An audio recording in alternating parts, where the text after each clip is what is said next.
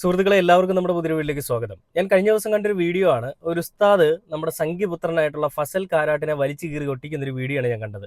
ആ വീഡിയോയിൽ അങ്ങനെ ഒരു വീഡിയോ ചെയ്യാനായിട്ട് ആസ്പദമായ ഒരു കാര്യം എന്തെന്ന് വെച്ച് കഴിഞ്ഞാൽ 2020 മാർച്ചിൽ ഒരു സംഭവം ഉണ്ടായി. എന്താണ് സംഭവം എന്ന് വെച്ച് കഴിഞ്ഞാൽ അധ്യാപകനായിട്ടുള്ള ഈ ഡബിൾ ഫാദർ ഒക്കെ ഉള്ള ഒരുവൻ, അത് സംഘപരിവാറിന്റെയും RSSന്റെയും എല്ലാ BJP സംഘടനകളുടെ ഒരു നേതാവ് കൂടിയാണ് അവൻ. അത് നിങ്ങൾ മനസ്സിലാക്കണം. അപ്പൊ അങ്ങനെയുള്ള ഒരുവൻ ഒരു 10 വയസ്സ് മാത്രമുള്ള ഒരു കുഞ്ഞിനെ മൃഗീയമായി പീഡിപ്പിക്കുകയും, അത് ഒരു തവണയല്ല ഒന്നിലധികം തവണ പല തവണയായിട്ട് ആ കുഞ്ഞിനെ പീഡിപ്പിക്കുകയും പിന്നീട് അതിനുശേഷം ആ കുഞ്ഞ് പുറം ലോകത്തോട് ഈ സത്യങ്ങൾ വിളിച്ചു പറയുകയും ചെയ്തപ്പോൾ ഇവനെ അറസ്റ്റ് ചെയ്യാതെ ഇവനെ പൊക്കി പിടിച്ചുകൊണ്ട് ഇവൻ നിരപരാധിയാണ്, ഈ പാപം ചെയ്യാത്തവർ കല്ലെറിയട്ടെ, പാപം ചെയ്യുന്നവർ കല്ലെറിയട്ടെ എന്നൊക്കെ പറയുന്നത് പോലെ ഇവൻ വലിയ നിരപരാധിയാണ്, എനിക്ക് ഈ കാര്യങ്ങൾ ഒന്നും അറിയില്ല, ആ കുഞ്ഞ് വെറുതെ പറയുന്നതാണെന്നൊക്കെ പറഞ്ഞുകൊണ്ട് വലിയ മെഴുകലുകളും ഒക്കെ ആയിപ്പോയി. പിന്നീട് ഈ അന്വേഷണ സംഘത്തിനെ സ്വാധീനിച്ചുകൊണ്ട് തന്നെയും BJPയും BJPയുടെ അനുകൂല സംഘപരിവാർ അല്ലെ BJPയുടെ കൂടെയുള്ള മറ്റുള്ള പാർട്ടികൾ ഇവനെ അങ്ങ് പൊക്കിക്കൊണ്ട് നടക്കുകയായിരുന്നു. അപ്പൊ അവനെതിരെ വലിയ ആക്ഷനൊന്നും ഇല്ലാതെ, വലിയ കണ്ടെത്തലുകളൊന്നും ഇല്ലാതെ, തെളിവുകളൊന്നും ഇല്ലാതെ ഈ കേസ് ഇങ്ങനെ പൊക്കോണ്ടിരിക്കെ പിന്നീട് ഈ അന്വേഷണ സംഘവും BJPയും എല്ലാം കൂടി ഒത്തുകളിക്കുന്നതെന്ന് ഹൈക്കോടതിക്ക് അല്ലെ സുപ്രീം കോടതിക്ക് മനസ്സിലായതിന്റെ ഫലമായിട്ട് അന്വേഷണ സംഘത്തിനെ മാറ്റിയിട്ട് ക്രൈംബ്രാഞ്ചിനെ ഏൽപ്പിക്കുകയാണ് ചെയ്തത്. അതിൽ ആ കേസിന് ആസ്പദമായ സംഭവം എങ്ങനെയാണ് ഉണ്ടായതെന്നുള്ളത് ഞാനിങ്ങനെ നോക്കിയപ്പോൾ വിക്കിപീഡിയയിൽ കണ്ടതാണ്. അതിൽ ഞാനൊന്ന് എന്തായാലും ഒന്ന് വായിച്ചു കേൾപ്പിക്കാം. 2020 മാർച്ച് 16-നാണ് പഠിപ്പിക്കുന്ന സ്കൂളിലെ 10 വയസ്സുകാരിയെ അധ്യാപകനായ കുനിയിൽ പത്മരാജൻ പീഡിപ്പിച്ചു എന്ന പരാതി പോലീസിന് ലഭിക്കുന്നത്. തലശ്ശേരി DYSPക്കാണ് കുട്ടിയുടെ ബന്ധുക്കൾ പരാതി നൽകിയത്. പിന്നീട് പാനൂർ സ്റ്റേഷനിലേക്ക് കേസ് കൈമാറി. CI ശ്രീജിത്തിനായിരുന്നു അന്വേഷണത്തിന്റെ ചുമതല. BJPയുടെ തൃപ്പങ്ങോട്ടൂർ മുൻ പഞ്ചായത്ത് കമ്മിറ്റി പ്രസിഡന്റും സംഘപരിവാർ അനുകൂല അധ്യാപക സംഘടനയായ NTU ജില്ലാ നേതാവും കൂടിയായിരുന്ന പത്മരാജനെ അറസ്റ്റ് ചെയ്യാനോ നടപടിയെടുക്കാനോ പോലീസ് തയ്യാറാകാതിരുന്നത് ജനകീയ പ്രക്ഷോഭങ്ങൾക്ക് വഴിവെച്ചു. ഏറെ പ്രതിഷേധങ്ങൾക്ക് ശേഷം 2020 ഏപ്രിൽ 15-ന് കുനിയിലെ ബന്ധു വീട്ടിൽ ഒളിവിലായി കഴിയുകയായിരുന്ന പത്മരാജനെ പോലീസ് അറസ്റ്റ് ചെയ്തു. പ്രതിക്കെതിരെ പോക്സോയും ചുമത്തി. കുട്ടിയെ പലതവണ ചോദ്യം ചെയ്ത അന്വേഷണ സംഘം കേസ് അട്ടിമറിക്കാൻ ശ്രമിക്കുകയാണെന്ന ബന്ധുക്കളുടെ ആരോപണത്തെ തുടർന്ന് അന്വേഷണ സംഘത്തെ മാറ്റുകയും കേസ് 2020 ഏപ്രിൽ 24-ന് കേസ് ക്രൈംബ്രാഞ്ചിന് കൈമാറുകയും ചെയ്തു. അറസ്റ്റിലായതിന് പിന്നാലെ തലശ്ശേരി സെഷൻസ് കോടതിയിലും ഹൈക്കോടതിയിലും ജാമ്യാപേക്ഷ നൽകിയെങ്കിലും തള്ളി. അറസ്റ്റിലായി 90 ദിവസം പൂർത്തിയായിട്ടും കുറ്റപത്രം നൽകാത്തതിനാൽ വിവിധ രാഷ്ട്രീയ പാർട്ടികളുടെയും സംഘടനകളുടെയും നേതൃത്വത്തിൽ ജനകീയ സമരങ്ങൾ നടന്നു. തുടർന്ന് 90 ദിവസം പൂർത്തിയാക്കുന്നതിന് മണിക്കൂറുകൾ ബാക്കിയുള്ളപ്പോൾ ജൂലൈ 14-ന് ക്രൈംബ്രാഞ്ച് ഭാഗിക പത്രം സമർപ്പിച്ചു. ഇതിൽ പോക്സോ ഒഴിവാക്കി ജുവനൈൽ ജസ്റ്റിസ് ആക്ടിലെ 75, 82 വകുപ്പുകളാണ് ചുമത്തിയിരിക്കുന്നത്. ഇങ്ങനെയാണ് ആ ഒരു വാർത്ത വിക്കിപീഡിയയിൽ വന്നിരിക്കുന്നത്.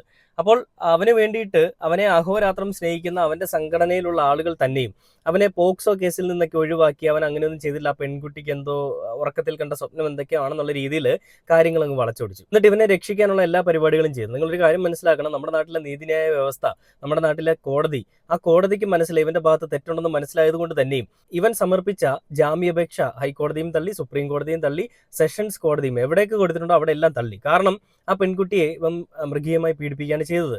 അപ്പൊ അങ്ങനെ ഒരു വിഷയമുണ്ടായി. ഇന്നിപ്പോൾ അവനെതിരെ ആക്ഷൻ എടുത്തിരിക്കുകയാണ്. വിചാരണ അല്ലെങ്കിൽ അവനെതിരെ വിധി പ്രഖ്യാപിക്കുന്ന സമയങ്ങളൊക്കെയാണ് ഇപ്പോൾ കടന്നു പോയിക്കൊണ്ടിരിക്കുന്നത്. അപ്പൊ അങ്ങനെ ഒരു വിഷയം 2020 നടന്നതെന്ന് ഓർക്കണം കേട്ടോ. 2020 തൊട്ട് ഇപ്പോൾ 2025 അപ്പോൾ 4-5 വർഷങ്ങളായിട്ടുണ്ട് ഈ ഒരു വിഷയം നടന്നിട്ട്. അപ്പൊ അങ്ങനെയെങ്കിൽ ഇതുവരെയായിട്ടും ഇവനെതിരെ എന്തുകൊണ്ട് ആക്ഷൻ എടുക്കുന്നില്ല? വേടന്റെ ഒരു വിഷയം വന്നപ്പോൾ ഭയങ്കര ത്വരയായിരുന്നു സംഘി മിത്രങ്ങൾക്കുമെല്ലാം.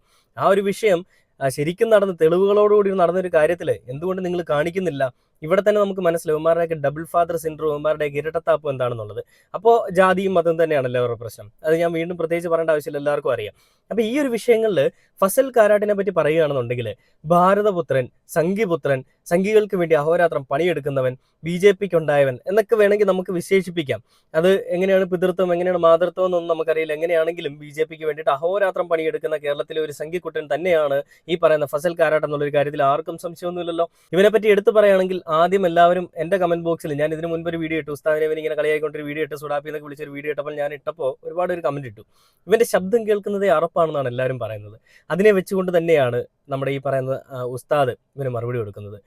വ്യക്തമായിട്ട് പറഞ്ഞാൽ എന്ന് പറയുന്നത് പോലെ ഉമ്മൻചാണ്ടിയുടെ ഒരു ടച്ചൊക്കെ വരുന്ന പോലെ ഒരു സംസാരമാണ്. കണ്ണൊക്കെ ഇങ്ങനെ തള്ളി വളരെ സുഡാപ്പിത്തരമാണ് BJPക്കെതിരെ എന്നൊക്കെ പറഞ്ഞുകൊണ്ടാണ് ആള് പ്രസംഗിക്കുന്നത്. അപ്പൊ ഉസ്താദ് ഇവന്റെ അന്നനാളത്തിലേക്ക്, വായിലേക്ക് ഒന്നുമല്ല കൊടുത്തേക്കുന്നത്, അന്നനാളത്തിലേക്ക് നേരെ പോയി അന്നനാളത്തിലേക്ക് പോയി പതിക്കുന്ന രീതിയിലുള്ള മറുപടിയാണ് കൊടുത്തേക്കുന്നത്. അപ്പൊ ആ ഒരു മറുപടി ഞാൻ എന്തായാലും ഒന്ന് കേൾപ്പിക്കാം. ഉസ്താദിനെ നിങ്ങൾക്ക് എല്ലാം അറിയാം. അൻസാരി സുഹറി ആലപ്പുഴ എന്ന് പറയുന്ന ഉസ്താദാണ്. അദ്ദേഹത്തിന്റെ വാക്കുകൾ നമുക്കൊന്ന് കേട്ടു നോക്കാം. ഇത്രയും വലിയ ഊക്കലുകൾ സ്വപ്നങ്ങളിൽ മാത്രമെന്നൊക്കെ വേണമെങ്കിൽ നമുക്ക് പറയാം. ഫസൽ കാരാട്ടിന് ഇതിൽ കൂടുതലൊന്നും കിട്ടാനില്ല എന്നുള്ളതും നമുക്കിത് കാണുമ്പോൾ തന്നെ അറിയാം. നേരെ വീഡിയോയിലേക്ക് പോകാം. ഈ സാധനത്തിന്റെ ശബ്ദം തന്നെ നിങ്ങൾക്ക് കേൾക്കാൻ താല്പര്യമില്ലെന്ന് എനിക്കറിയാം. 2-3 മിനിറ്റ് നിങ്ങൾ സഹിക്കണം. ഒന്ന് പറയട്ടെ, കേൾക്കട്ടെ. നമ്മുടെ പപ്പേട്ടൻ പാവമാണെന്നേ, പപ്പേട്ടൻ പാവമാണ്, പപ്പേട്ടൻ നിരപരാധിയാണ്. ഫസലൊക്കെ പറഞ്ഞാൽ പിന്നെ നമ്മൾ അംഗീകരിച്ചു കൊടുത്താൽ പറയുള്ളൂ. ഫസലൊക്കെ എന്താ പറയുന്നത് നോക്കട്ടെ. മാന്യപ്രേക്ഷകർക്ക് നമസ്കാരം. പാലത്തായി കേസിലെ പത്മരാജൻ മാഷിനെ ജയിലിൽ അടച്ചതിന്റെ പിന്നിൽ വളരെ വലിയ നടന്നിട്ടുണ്ട് എന്നതിന്റെ വ്യക്തമായ ലേറ്റസ്റ്റ് ആയിട്ട് പുറത്തു വന്നുകൊണ്ടിരിക്കുന്നത്.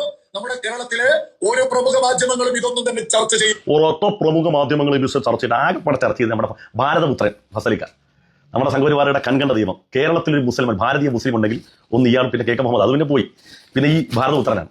എന്താണ് മനുഷ്യന്റെ ഒരു പെർഫോമൻസ് എന്ന് പറയുന്നത്? ഞാൻ എപ്പോഴും ഇങ്ങനെ ചിന്തിക്കുക, ഈ അബ്ദുള്ള കുട്ടി, ഈ പറയപ്പെട്ട ഫസൽ കാരാട്ട്, ഇങ്ങനെയുള്ള സാധനങ്ങളെയാണല്ലോ ഈ സമുദായത്തിൽ ഏതെങ്കിലും ബുദ്ധിയുക്തിയുള്ള, മാന്യമായി സംസാരിക്കാൻ അറിയുന്ന, മനുഷ്യർക്ക് യുക്തിഭദ്രമായിട്ട് അവർക്ക് അനുഗുണമായിട്ട് മാന്യമായി സംസാരിക്കാൻ കഴിയുന്ന, സംബോധന ചെയ്യാൻ കഴിയുന്ന ഏതെങ്കിലും ഒരുത്തരം കിട്ടിയ ഇതുപോലത്തെ സാധനങ്ങളായിട്ട് ഞാൻ ഇവന്റെ പല വീഡിയോകളുടെ ലിങ്ക് എനിക്ക് പലരും അയച്ചു തരും. എന്നിട്ട് പ്രതികരിക്കും, സാർ അങ്ങനെ പറഞ്ഞു. ഞാൻ വേറെ കൊണ്ടല്ല, ഇവന്റെ ശബ്ദം കേൾക്കുമ്പോൾ തന്നെ ആളുകൾ കറപ്പാണ്. അതുകൊണ്ടാണ്, വേറെ കൊണ്ടല്ല.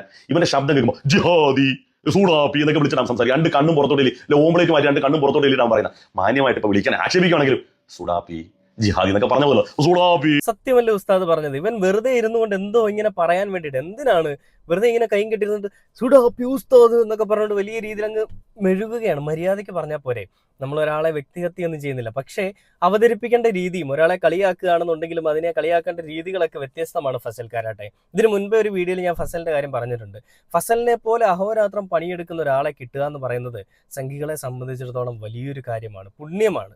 അവനെ പൂമാലയൊക്കെ ഇട്ട് സ്വീകരിക്കണം. കാരണം ഒരു സൈബർ എടുത്ത് ഇങ്ങനെ അവർക്ക് വേണ്ടി മാത്രം മെഴുകാൻ വേണ്ടി ഇരിക്കുന്ന ഒരു ചാനൽ. മറ്റുള്ള ഒരു വിഷയങ്ങളെ പറ്റി ഇവർ ബോധേടല്ല. ഇവർക്ക് ആകെയുള്ളൊരു വിഷയം BJPക്കെതിരെ ആരെങ്കിലും എന്തെങ്കിലും പറഞ്ഞു കഴിഞ്ഞാൽ അത് ഡെയിലി എടുത്തിട്ട് ഇങ്ങനെ തുപ്പിക്കൊണ്ടിരിക്കുക, ഇങ്ങനെ ചവച്ചരച്ച് വിഴുങ്ങിയിട്ട് ദഹിക്കുന്നതിന് മുൻപ് തുപ്പിക്കൊണ്ടിരിക്കുക.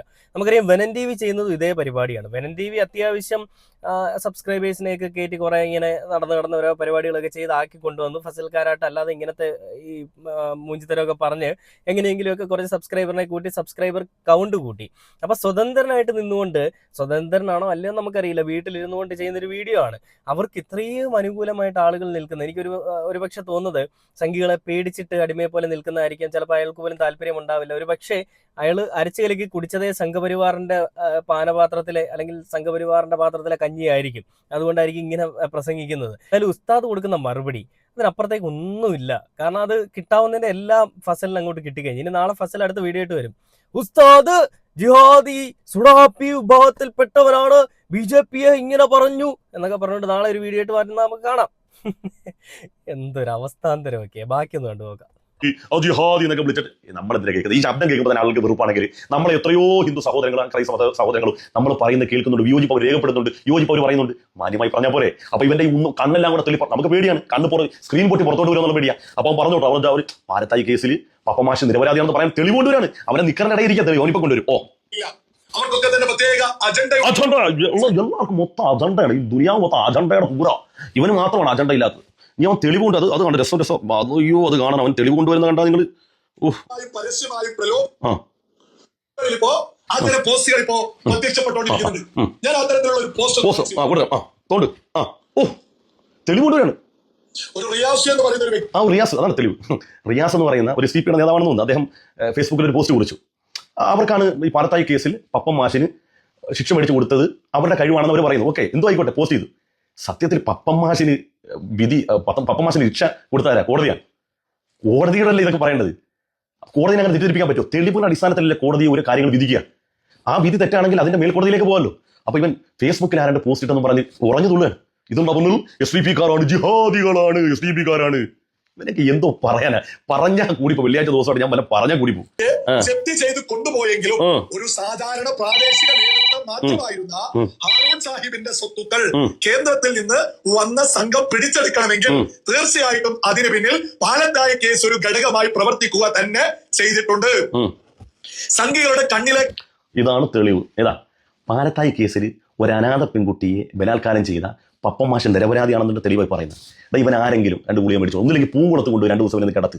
അവന്റെ ഈ ആ കണ്ണുടക്കൽ ഇവന്റെ ബഹളം മക്കളൊക്കെ നിർത്തിയിട്ട് ആദ്യം മര്യാദക്ക് സംസാരിക്കാൻ പഠിപ്പിച്ചു. ജിഹാദി എന്നാ സുഡാപ്പിന്ന് എന്ത് വേണമെങ്കിലും വിളിച്ചോ, നിന്റെ മാനസിക നിലവാരമല്ലേ, നീ വിളിച്ചോ, നീ പതുക്കെ പറഞ്ഞു.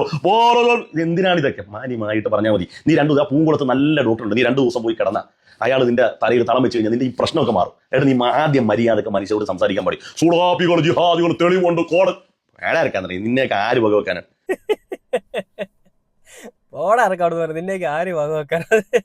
ഉസ്താദിനോട് ഒരുപാട് ബഹുമാനം തോന്നിയൊരു നിമിഷമാണ്.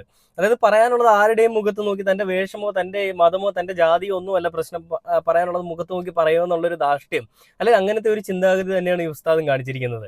ആ പറയാൻ കാണിച്ച മനസ്സിന് അല്ലെങ്കിൽ ഇങ്ങനെ സംസാരിക്കുന്ന ഒരു ബിഗ് സല്യൂട്ട് നൽകണം. ഞാൻ പലപ്പോഴും ഉസ്താദിന്റെ വീഡിയോസ് കാണാറുണ്ട് കേട്ടോ, വളരെ നല്ല വീഡിയോസാണ് എല്ലാം. അതായത് ഞാനൊരു ഹിന്ദുവാണ്, ഞാൻ അങ്ങനെ മുസ്ലിം എന്നോ ക്രിസ്ത്യാനിയെന്നോ നോക്കിയിട്ടൊന്നും അല്ല ആരെയും വിലയിരുത്തുന്നത്.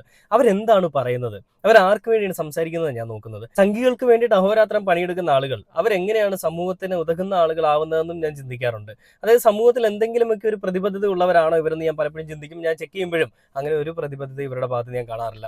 ഈ ശീതളസം പോലെയുള്ള ചാനലും ഷിനി മധുസൂദനും അതേപോലെ തന്നെ സത്യഭാമയും ഇങ്ങനെ കുറച്ച് തോൽവികളൊക്കെ ഉണ്ടല്ലോ ഇപ്പം പുതുതായിട്ട് ഇറങ്ങിയിട്ടുള്ള ഈ ഇന്നലത്തെ മഴയിൽ കിളിർത്ത് വന്ന ചെറിയ കൂണുകൾ എന്നൊക്കെ പറയാൻ, നല്ല പാഴ്സസ്യങ്ങൾ എന്നൊക്കെ പറയാൻ പറ്റുന്ന തരത്തിലുള്ള ആളുകൾ എന്ന് പറയുന്ന പോലെയാണ് ഈ ഫസൽ കാരാട്ടും. എന്തൊരു മെഴുകലാടാ നീ മെഴുകുന്നത്, എന്തൊരു നാണമില്ലടാ നിനക്ക്, ലേശമെങ്കിലും ഉളുപ്പില്ലടാ നിനക്ക്. സ്വന്തം വീട്ടിൽ കയറി സംഖ്യകൾ ഈ വൃത്തികേട് കാണിച്ചാലും നീ ഇങ്ങനെ വന്നിട്ട് മെഴുകുമായിരിക്കും. ഇന്നലെ ഇങ്ങനെ ഉണ്ടായി, നാളെ അങ്ങനെ ഉണ്ടാവും. ഇതിവൻ എനിക്ക് തോന്നുന്നു ഈ കവലയിലൊക്കെ പ്രസംഗം കേട്ടില്ല, ഞാൻ ആദ്യത്തെ ഒരു വീട്ടിൽ അങ്ങനെയാ പറഞ്ഞത്. അതായത് കവലകളിലെ പ്രസംഗത്തിന് ഇതിനേക്കാളും വാല്യൂ ഉണ്ട്. കവലകളിൽ ഈ സുവിശേഷം പ്രസംഗിക്കത്തില്ലേ എന്ന് പറയുന്ന പോലെ ഇവൻ പറയുന്നത്, യേശു എന്നൊക്കെ പറഞ്ഞുകൊണ്ട് പറയുന്നത് പോലെ എന്തോ ഇങ്ങനെ മെഴുകുകയാണ്. ഈ കഴിഞ്ഞ അവന്റെ മുൻപ് ഈ യൂട്യൂബിലെ വീഡിയോ ചെയ്യുന്നതിന് മുൻപ് അല്ലെങ്കിൽ ഈ യൂട്യൂബിൽ വീഡിയോ ചെയ്യുന്ന സമയത്തും ഇവന്റെ പ്രൊഫഷൻ ഒരു പക്ഷേ കവലയിലെ പ്രസംഗമായിരിക്കും. അങ്ങനത്തെ കവലയിലെ ചെറ്റത്തരങ്ങൾ പറഞ്ഞ് ഉള്ളൊരു കഴിവ് കൊണ്ടോ അല്ലെങ്കിൽ അങ്ങനത്തെ വൃത്തികേടുകൾ പറഞ്ഞ് നടക്കുന്നത് കൊണ്ടോ ശബ്ദവും അങ്ങനെ ആയതായിരിക്കണം. നമ്മൾ ശബ്ദത്തെ കളിയാക്കുന്നില്ല, ആളെ വ്യക്തിഹത്യ ചെയ്യുന്നില്ല, പക്ഷേ അവതരിപ്പിക്കേണ്ട രീതി അത് നല്ലതായിട്ട് തന്നെ ചെയ്യണം. ഒരാളെ കളിയാക്കുകയാണെങ്കിലും നമ്മളൊരു വസ്തുതയായിട്ടുള്ള കാര്യം പറയുകയാണെന്നുണ്ടെങ്കിലും പറയുന്ന ഒന്നും വസ്തുതാപരമായിട്ടുള്ള കാര്യങ്ങളല്ല. അതാണ് കേരളത്തിലെ ജനങ്ങൾക്ക് നന്നായിട്ട് അറിയാം. നീ എത്രയൊക്കെ വെള്ളം പൂശിയാലും സംഖ്യകൾ ആരാണെന്നും സംഖ്യകളുടെ ഉള്ളിലുള്ള ജാതീയ ബോധവും മതബോധവും വർണ്ണ വിവേചനങ്ങളും ഒക്കെ എന്താണെന്നുള്ള കേരളത്തിലെ ജനങ്ങൾ എല്ലാവരും വിലയിരുത്തിയതുമാണ്, അവർക്കെല്ലാം നല്ല ബോധ്യവുമുണ്ട്. അപ്പം നിന്റെ ഈ വെള്ളപൂശലിന്റെ ഒന്നും ആവശ്യമില്ല എന്നുള്ളതാണ് ഞാൻ പറഞ്ഞു വരുന്നത്. ഏത് അത് തന്നെ. അപ്പോൾ പാലത്തായി കേസിൽ അയാൾക്കെതിരെ കോടതിയാണ് ഈ തീരുമാനങ്ങൾ എടുത്തിരിക്കുന്നത്. നീ ഇപ്പോൾ വെല്ലുവിളിക്കുന്ന കോടതിയെ തന്നെയാണ്. അതായത് ഇവിടുത്തെ കേരളത്തിലെ കോൺഗ്രസോ കമ്മ്യൂണിസ്റ്റോ ഒന്നുമല്ല ഈ ഒരു വിഷയത്തിൽ പരാതി എടുത്തിരിക്കുന്നത് അല്ലെങ്കിൽ കേസ് എടുത്തിരിക്കുന്നത്. കോടതിക്ക് അറിയാം തെറ്റെവിടെയാണുള്ളത്. 1000 കുറ്റക്കാരന്മാർ ശിക്ഷിക്കപ്പെട്ടാലും ഒരു നിരപരാധി പോലും ശിക്ഷിക്കപ്പെടരുതെന്നാണ് കോടതിയുടെ ഒരു എന്താ പറയുക ഒരു വാക്യം എന്നൊക്കെ പറയുന്നത്, വേദവാക്യം എന്നൊക്കെ പറയുന്നത്. അങ്ങനെ ഉള്ളപ്പോൾ ഈ പറയുന്ന പത്മരാജൻ സാറില്ലേ, പത്മരാജൻ മാഷ്, അയാളൊരു നിരപരാധിയാണല്ലേ. ആ നിരപരാധി പാവം, ആ പെൺകുട്ടി ഒന്നും ചെയ്തില്ല. ആ പെൺകുട്ടിയാണ് ഈ പാവം പിടിച്ചവനെ എന്തൊക്കെയോ ചെയ്തത്. എൻ്റെ പൊന്ന് ഫസലേ, നിന്നെയൊക്കെ സമ്മതിക്കണോടാ. ഇങ്ങനെ രാവിലെയും വൈകിട്ടും രാത്രിയും എല്ലാം സംഘികളുടെ തേനും പാലും ഒക്കെ ഇങ്ങനെ കുടിച്ച് കുടിച്ച് വളർന്ന് മെഴുകി ഇങ്ങനെ നീ അങ്ങ് എത്ര നാൾ ജീവിക്കും? വല്ലാത്ത കഷ്ടമാണ് കേട്ടോ നിന്റെ കാര്യം. അപ്പോൾ ഇത്രയേ ഉള്ളൂ ഇന്നത്തെ വീഡിയോ. Okay, by.